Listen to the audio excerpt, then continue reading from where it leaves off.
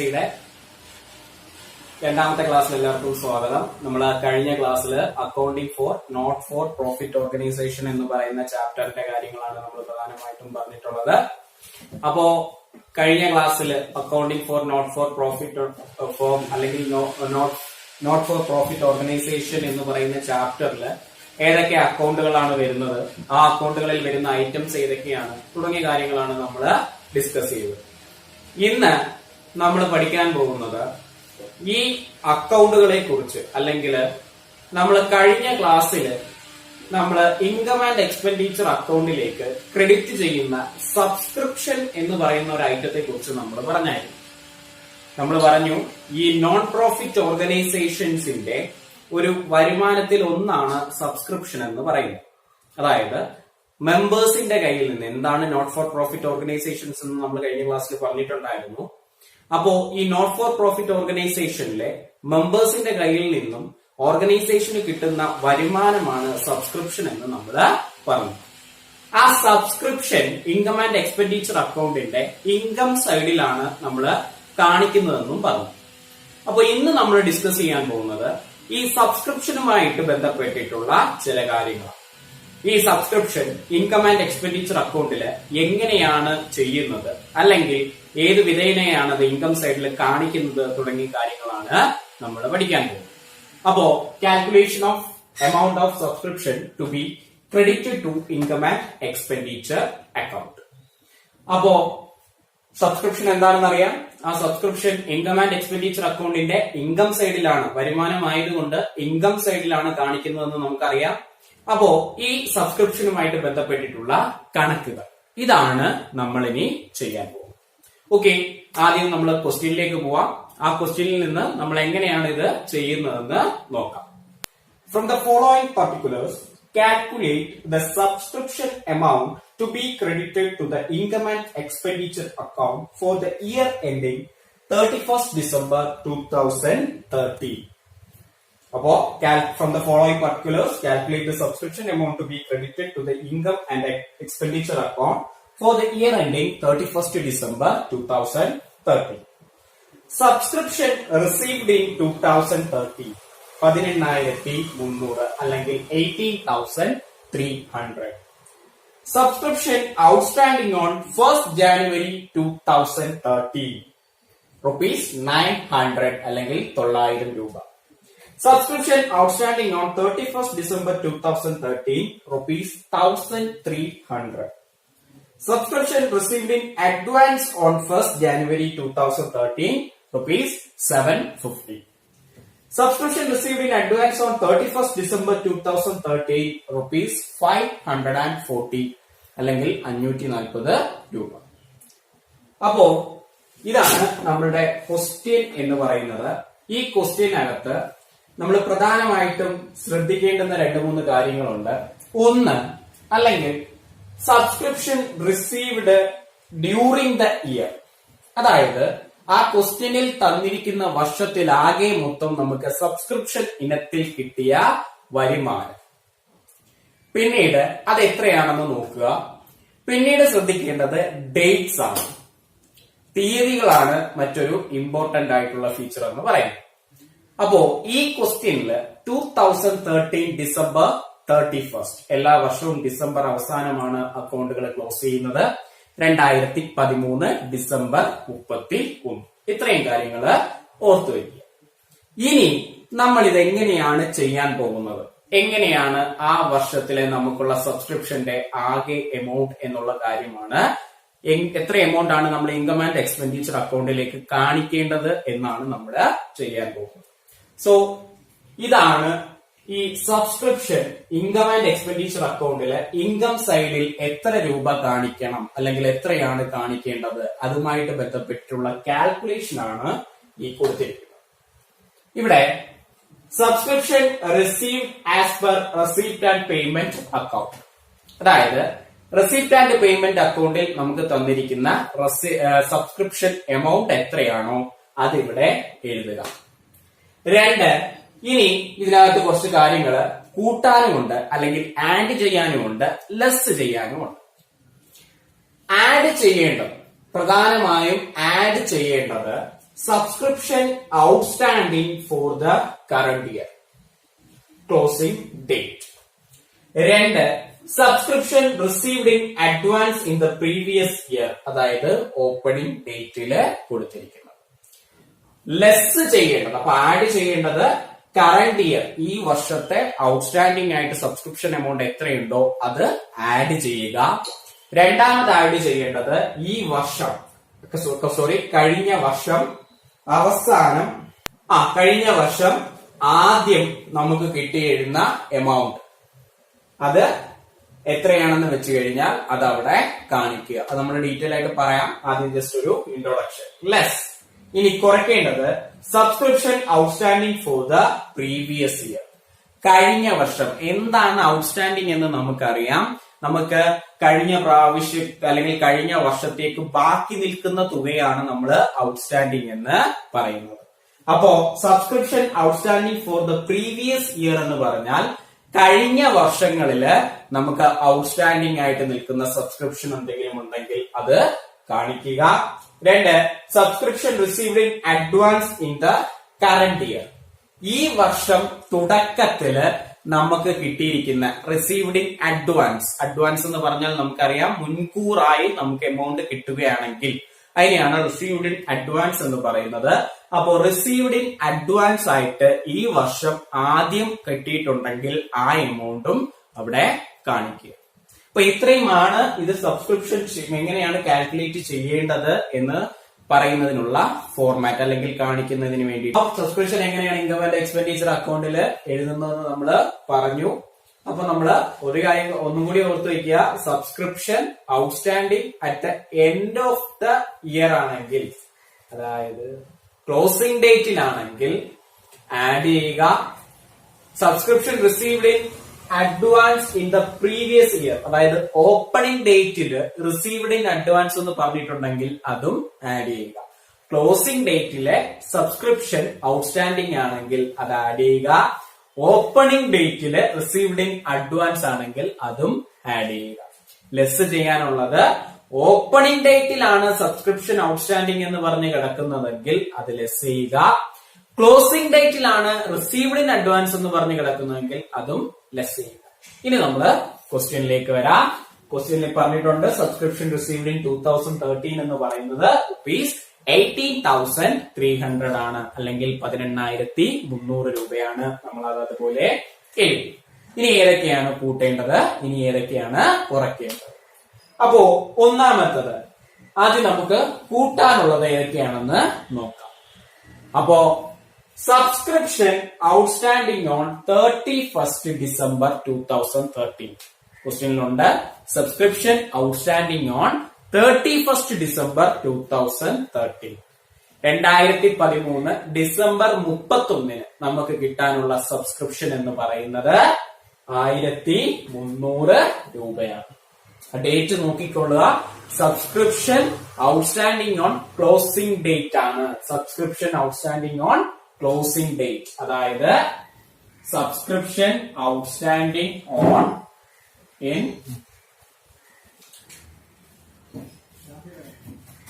31st December 2013, 31/12/2013. Amount എന്ന് പറയുന്നത് 1,300.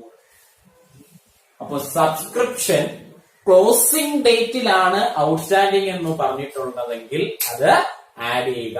ഇവിടെ 31/12/2013, അതായത് ക്ലോസിംഗ് ഡേറ്റിലാണ്, അതുകൊണ്ട് നമ്മളത് ആഡ് ചെയ്യും. 2 ഇനി ആഡ് ചെയ്യാനുള്ളത് ഓപ്പണിംഗ് ഡേറ്റില് റിസീവ്ഡ് ഇൻ അഡ്വാൻസ് തന്നിട്ടുണ്ടോ എന്ന് നോക്കുക. ഓപ്പണിംഗ് ഡേറ്റ്, അതായത് ഓപ്പണിംഗ് ഡേറ്റ് എന്ന് പറയുന്നത് 1/1/2013, ക്ലോസിംഗ് ഡേറ്റ് എന്ന് പറയുന്നത് 31/12/2013. അപ്പോ ഇവിടെ നോക്കുക, റിസീവ്ഡ് ഇൻ അഡ്വാൻസ് എന്ന് പറഞ്ഞ് 1/1/2013 കൊടുത്തിട്ടുണ്ടെങ്കിൽ അത് ആഡ് ചെയ്യുക. ക്വസ്റ്റ്യനകത്ത് നോക്കുക, subscription received in advance on 1st January 2013, അതായത് 1st January ഓപ്പണിംഗ് ഡേറ്റിലാണ് subscription received in advance in the previous year, അതായത് ഓപ്പണിംഗ് ഡേറ്റ്. ഓപ്പണിംഗ് ഡേറ്റില് 1/1/2013 നമുക്ക് റിസീവ്ഡ് ഇൻ അഡ്വാൻസ് ആയിട്ട് കിട്ടിയിരിക്കുന്ന എമൗണ്ട് എന്ന് പറയുന്നത് 750 രൂപയാണ്.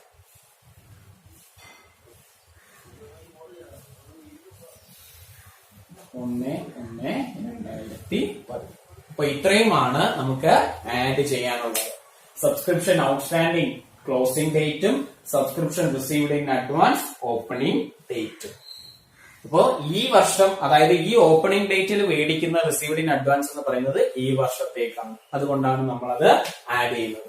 ഇത് കഴിഞ്ഞ വർഷത്തെ ഓപ്പണിംഗ്, അതായത് നമുക്ക് ഈ വർഷം കിട്ടാനുള്ള എമൗണ്ട് ആണ് ഈ ക്ലോസിംഗ് ഡേറ്റിൽ തന്നേക്കുന്നത്. സോ അത് രണ്ടും കൂടി നമുക്ക് ഇതിന്റെ കൂടെ ആഡ് ചെയ്ത് കാണിക്കണം. 18,300 പ്ലസ് 1,300 പ്ലസ് 750 എമൗണ്ട് വന്നിട്ട്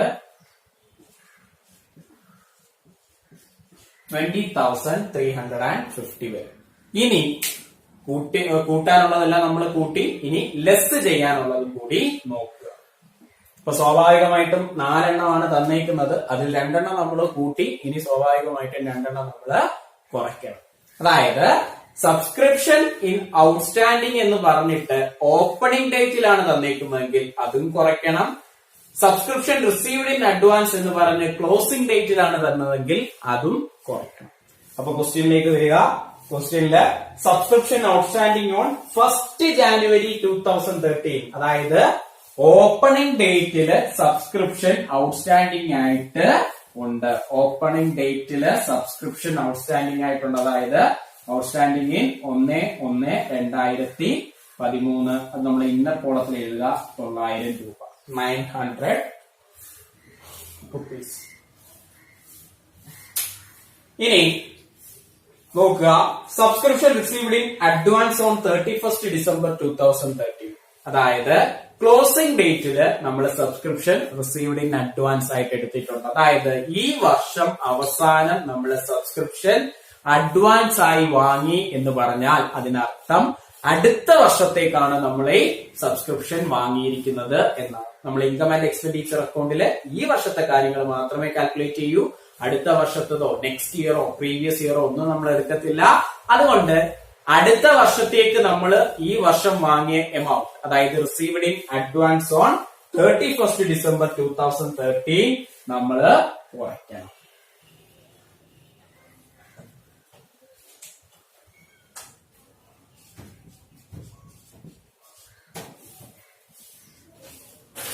$540.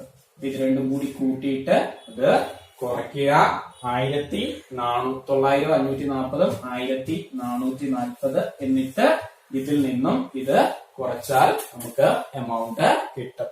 അതായത് 20,350, അതായത് 20,350 നിന്ന് 1,440 കുറയ്ക്കുമ്പോ നമുക്ക് subscription to be credited in income and expenditure account എന്ന് പറയുന്നത് 18,910. അപ്പോ ഇൻകം ആൻഡ് എക്സ്പെൻഡിച്ചർ അക്കൗണ്ടില് ഈ വർഷം 31/12/2013 എന്ന് പറഞ്ഞ് നമ്മൾ കാണിക്കേണ്ടത് ഈ 18,910 അല്ലെങ്കിൽ 18,910 രൂപയാണ്. അപ്പോ സബ്സ്ക്രിപ്ഷൻ റിസീവ്ഡ് ഇൻ 2013 ക്വസ്റ്റ്യനിൽ തന്നിട്ടുണ്ട് 18,300 നമ്മൾ ചെയ്തിട്ടുണ്ട്. രണ്ടാമത്തത് ആഡ് ചെയ്യേണ്ടത് ഏതൊക്കെയാണെന്ന് പറഞ്ഞു കഴിഞ്ഞാൽ നമ്മൾ നേരത്തെ പറഞ്ഞതുപോലെ subscription outstanding on closing date ഉണ്ടെങ്കിൽ അത് ആഡ് ചെയ്യണം. Received in advance, subscription received in advance opening date ആണെങ്കിൽ അതും ആഡ് ചെയ്യണം. അപ്പോ subscription outstanding on closing date ആണെങ്കിൽ അത് ആഡ് ചെയ്യുക. Subscription received in advance on, received in അഡ്വാൻസിനാണ് RIA എന്ന് എഴുതിയിരിക്കുന്നത്. ഓൺ ഓപ്പണിംഗ് ഡേറ്റ് ആണെങ്കിൽ അതും ആഡ് ചെയ്യുക. പിന്നെ subscription outstanding on opening date ആണെങ്കിൽ അത് ലെസ് ചെയ്യുക. Subscription received in advance on closing date ആണെങ്കിൽ അതും ലെസ് ചെയ്യുക. അപ്പൊ ഇത്രയുമാണ് ഇത് സബ്സ്ക്രിപ്ഷൻസ് ഇൻകം ആൻഡ് എക്സ്പെൻഡിച്ചർ അക്കൗണ്ടില്, ഇൻകം ആൻഡ് എക്സ്പെൻഡിച്ചർ അക്കൗണ്ടില് സബ്സ്ക്രിപ്ഷൻ എത്രയാണോ എമൗണ്ട് ക്രെഡിറ്റ് ചെയ്യേണ്ടത് എന്ന് നമ്മൾ ചെയ്യുന്നത് ഇങ്ങനെയാണ്. നമ്മൾ പറഞ്ഞതുപോലെ ക്ലോസിംഗ് ഡേറ്റിലെ സബ്സ്ക്രിപ്ഷനും ഓപ്പണിംഗ് ഡേറ്റിലെ റിസീവ്ഡ് ഇൻ അഡ്വാൻസും ആഡ് ചെയ്യും. ക്ലോസിംഗ് ഡേറ്റിലെ റിസീവ്ഡ് ഇൻ അഡ്വാൻസും ഓപ്പണിംഗ് ഡേറ്റിലെ സബ്സ്ക്രിപ്ഷനും നമ്മൾ ലെസ് ചെയ്യും. എന്നിട്ട് നമുക്ക് കിട്ടുന്ന എമൗണ്ട് ആഡ് ചെയ്യാനുള്ളതെല്ലാം കൂടെ കൂട്ടി നമ്മൾ ഇവിടെ എഴുതി. അതിനുശേഷം ലെസ് ചെയ്യാനുള്ള 2 ഐറ്റംസ് ഇന്നർ കോളത്തിൽ എഴുതി. അത് രണ്ടും കൂടെ കൂട്ടിയിട്ട് നേരത്തെ കിട്ടിയതിനകത്ത് നിന്ന് കുറച്ചപ്പോ നമുക്ക് ഇൻകം ആൻഡ് എക്സ്പെൻഡിച്ചർ അക്കൗണ്ടില് സബ്സ്ക്രിപ്ഷൻ എന്ന് പറഞ്ഞ് കാണിക്കേണ്ടുന്ന എമൗണ്ട് എത്രയാണെന്ന് നമുക്ക് കിട്ടി. 18,910.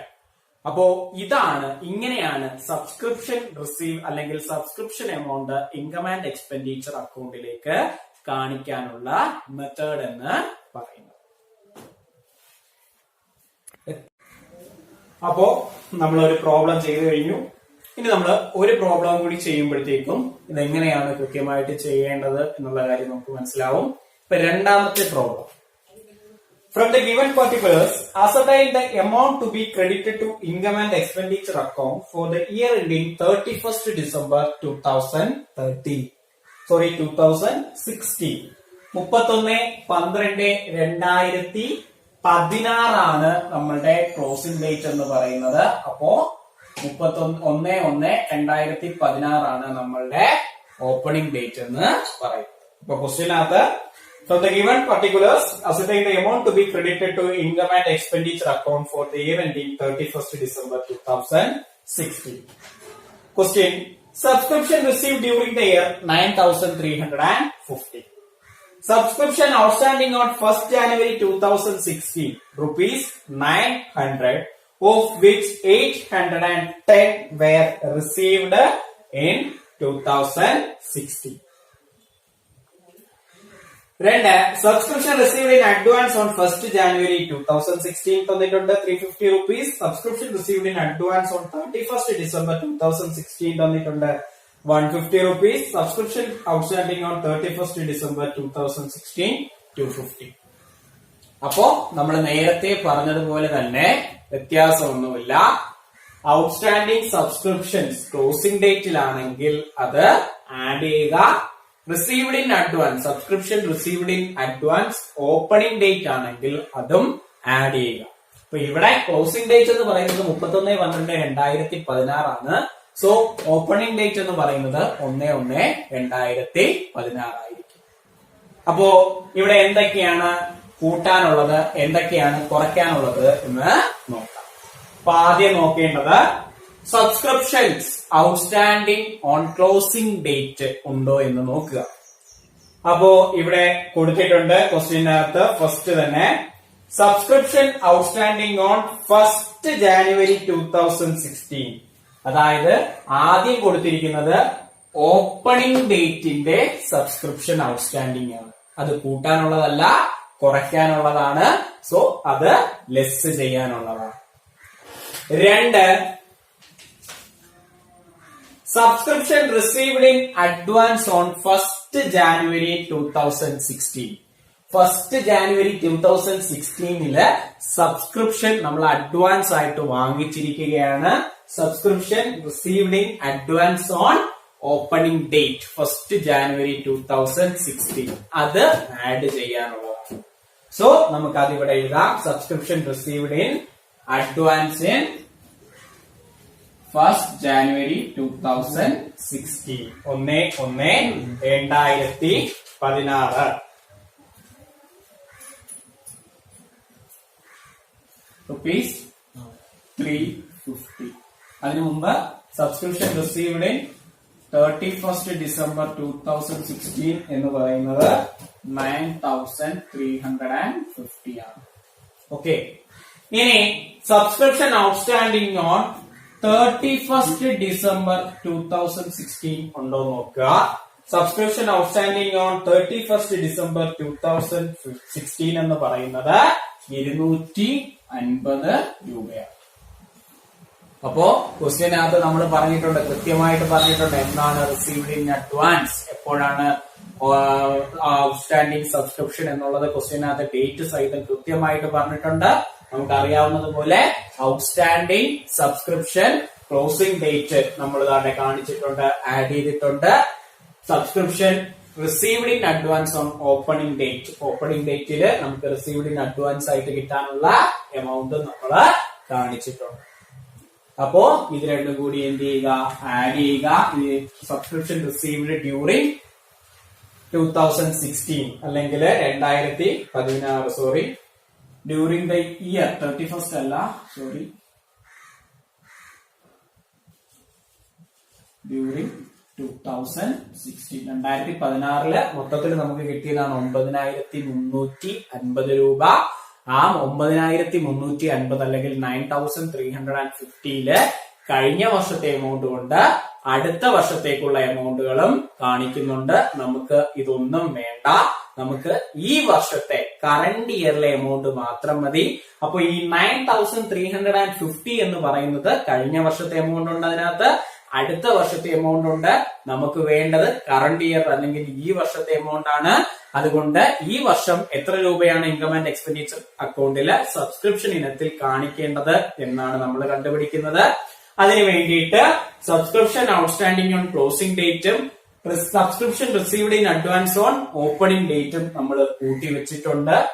ഇത് മൂന്നും കൂടി കൂട്ടുക.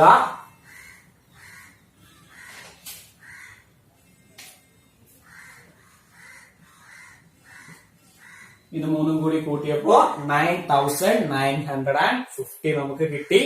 ഇനി ലെസ് ചെയ്യേണ്ടുന്ന ഐറ്റംസ് നോക്കുക. അതായത് subscription outstanding on opening date ഉണ്ടോ എന്ന് നോക്കുക. ഓപ്പണിംഗ് ഡേറ്റില് സബ്സ്ക്രിപ്ഷൻ ഔട്ട്സ്റ്റാൻഡിംഗ് ഉണ്ടോ എന്ന് നോക്കുക. 1/1/2016 സബ്സ്ക്രിപ്ഷൻ ഔട്ട്സ്റ്റാൻഡിങ്ങിനെ കുറിച്ച് വല്ലതും പറഞ്ഞിട്ടുണ്ടോ എന്ന് നോക്കുക.